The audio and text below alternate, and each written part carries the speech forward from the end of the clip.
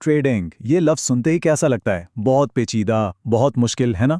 लेकिन अगर इसे एक इमारत की तरह सोचें, तो उसकी बुनियाद से लेकर छत तक हर चीज़ को स्टेप बाय स्टेप बनाया जा सकता है। इस तज़्ज़िये में हम बिल्कुल यही करने वाले हैं। ट्रेडिंग के पूरे ढांचे को उसकी बुनियाद से समझने की कोशिश करेंगे। तो सबसे पहला और बुनियादी सवाल यही उठता है कि आखिर ये सब होता कैसे है। ये खरीदो फरोख्त का खेल इन मालियाती मार्केट्स में किन उसूलों पर चलता है? आइए इस सवाल का जवाब बिल्कुल शुरू से तलाश करते हैं। अपने इस सफ़र को आसान बनाने के लिए हमने इसे 5 हिस्सों में बांट दिया है।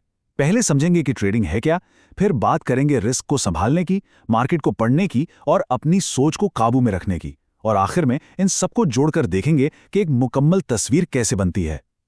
तो चलें, पहले कदम से शुरू करते हैं। किसी भी इमारत की तरह पहले बुनियाद रखनी पड़ती है, यानी ये जानना कि आखिर ट्रेडिंग कहते किसे हैं और ये होती कहाँ है। बहुत ही आसान लफ्ज़ों में समझें तो ट्रेडिंग का मतलब है किसी चीज़ को इस उम्मीद पर खरीदना कि मुस्तकबिल में उसकी कीमत बढ़ेगी और फिर उसे बेचकर मुनाफा कमा लेना। ये चीज़ कुछ भी हो सकती है, किसी कंपनी के शेयर्स से लेकर मुख्तलिफ मुल्कों की करेंसियों तक। और ये खरीदो फरोख्त किसी एक जगह नहीं होती, बल्कि इसके अलग अलग बड़े बड़े मैदान हैं। जैसे स्टॉक मार्केट, जहां एप्पल जैसी कंपनियों के शेयर्स मिलते हैं, फॉरेक्स मार्केट जहां करेंसियों का लेन देन होता है, क्रिप्टो मार्केट, बिटकॉइन वगैरह का नाम तो सबने सुना ही होगा, और कमोडिटी मार्केट जहां सोना, तेल जैसी असल चीज़ों की तिजारत होती है। अच्छा, अब हर ट्रेडर का खेलने का अंदाज एक जैसा नहीं होता। कुछ लोग होते हैं इंट्राडे ट्रेडर्स। ये T20 के खिलाड़ियों की तरह होते हैं। सुबह ट्रेड खोली, शाम को बंद, खेल खत्म। दूसरी तरफ है पोजीशन ट्रेडर्स। ये टेस्ट मैच खेलते हैं, लंबी पारी, महीनों, कभी कभी सालों तक अपनी पोजीशंस होल्ड करते हैं, बिल्कुल किसी इन्वेस्टर की तरह। अब बात करते हैं उस चीज़ की जिसे ट्रेडिंग की दुनिया में शायद सबसे अहम समझा जाता है, रिस्क मैनेजमेंट। ये कोई रोक टोक नहीं है, बल्कि ये वो हिफाजती जैकेट है जो किसी भी ट्रेडर को बड़े नुकसान से बचाती है। इसका सबसे पहला उसूल है रिस्क रिवॉर्ड रेशो, यानी ये अंधा जुआ नहीं है बल्कि एक हिसाब किताब है। सीधी सी बात है, अगर ₹1 का नुकसान होने का चांस लिया जा रहा है तो कम से कम ₹2 का मुनाफा कमाने का मौका भी नजर आना चाहिए। इसको करने के लिए ट्रेडर्स एक तरह का हिफाजती जाल लगाते हैं। पहला है स्टॉप लॉस। ये वो लाइन है जिस पर अगर कीमत पहुंच गई तो ट्रेड खुद ब खुद बंद हो जाएगी ताकि नुकसान एक हद से ना बढ़े। और दूसरा है टेक प्रॉफिट। ये वो मंजिल है जहां पहुंचते ही मुनाफा लॉक हो जाता है खुद ब खुद। इस तरह जज्बात बीच में नहीं आते। ठीक है, सेफ्टी का इंतजाम तो हो गया, लेकिन अब सवाल यह है कि ट्रेड करनी कहां है, मौका कैसे ढूंढा जाए। यहीं पर मार्केट एनालिसिस काम आता है। ये वो औजार हैं जिनसे मार्केट का मूड समझा जाता है। अब देखें, मार्केट को पढ़ने के 2 बड़े स्कूल हैं। एक है टेक्निकल एनालिसिस। ये लोग चार्ट के डॉक्टर होते हैं, प्राइस की पुरानी हरकतें देखकर मुस्तकबिल का अंदाजा लगाते हैं। दूसरी तरफ है फंडामेंटल एनालिसिस वाले। ये लोग खबरों के जासूस होते हैं, मईशत कैसी चल रही है, कंपनी कितना कमा रही है, इन चीज़ों पर नज़र रखते हैं। टेक्निकल एनालिसिस में कई तरह के टूल्स और इंडिकेटर्स होते हैं। आपने नाम सुने होंगे, मूविंग एवरेजेस, RSI, MACD और सपोर्ट और रेजिस्टेंस लेवल्स। ये सब ट्रेडर्स को मार्केट के उतार चढ़ाव को बेहतर समझने में मदद देते हैं। अच्छा, चार्ट्स, इंडिकेटर्स, हिकमत अमली, ये सब तो ठीक है, लेकिन ट्रेडिंग की असल जंग तो यहाँ दिमाग में लड़ी जाती है। तो अब बात करते हैं ट्रेडिंग के सबसे मुश्किल पहलू की, ट्रेडर की अपनी साइकोलॉजी।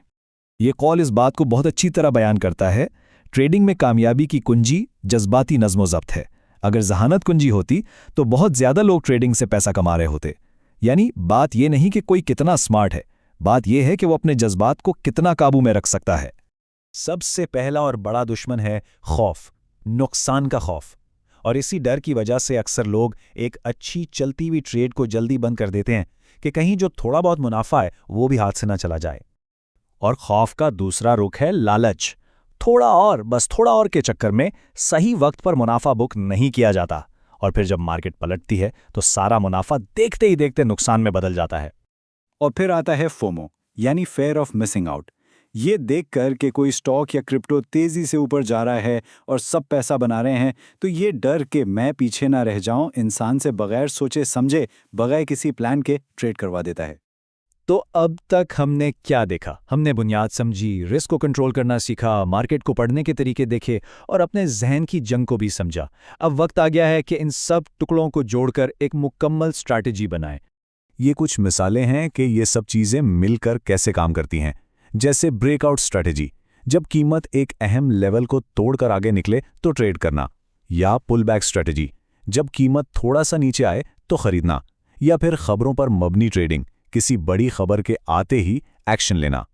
लेकिन याद रखें, कोई भी स्ट्रैटेजी हमेशा काम नहीं करती। इसे मुसलसल परखना पड़ता है। बैक टेस्टिंग से इसे पुराने डेटा पर टेस्ट किया जाता है और ट्रेडिंग जर्नल से अपनी कारकर्दगी पर नजर रखी जाती है ताकि गलतियों से सीखा जा सके।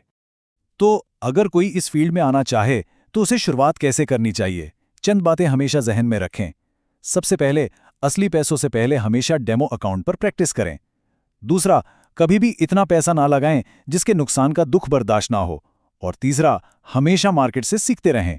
याद रखें, इस खेल में आखिरकार जीत मुस्तकिल मिजाजी की होती है, किस्मत की नहीं। तो आखिर में ये सारा तज्जिया हमें एक बहुत बड़े सवाल पर लाकर खड़ा कर देता है। ट्रेडिंग की किताब तो पढ़ी जा सकती है, उसके उसूल सीखे जा सकते हैं, लेकिन क्या कोई अपनी नफ्सियात पर, अपने जज्बात पर मुकम्मल तौर पर काबू पा सकता है? शायद यही वो एक चीज़ है जो एक आम और एक कामयाब ट्रेडर में फ़र्क पैदा करती है।